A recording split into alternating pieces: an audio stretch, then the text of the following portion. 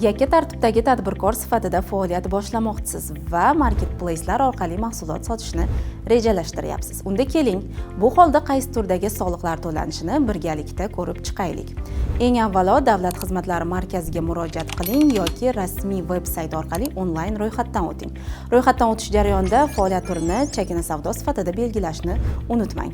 Agar yillik daromadingiz 100 million so'mdan oshmasa, qat'iy belgilangan daromad solig'ini hududingiz bo'yicha tasdiqlangan stavkada to'lashingiz mumkin.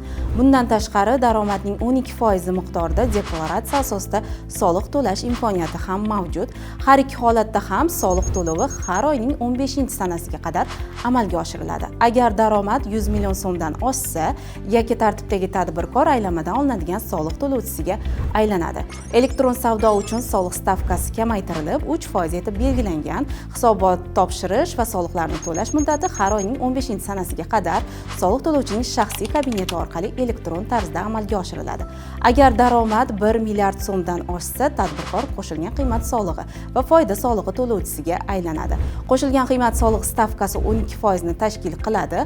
Hisobot va to'lovlar esa har oyning 20-sanasiga qadar amalga oshiriladi.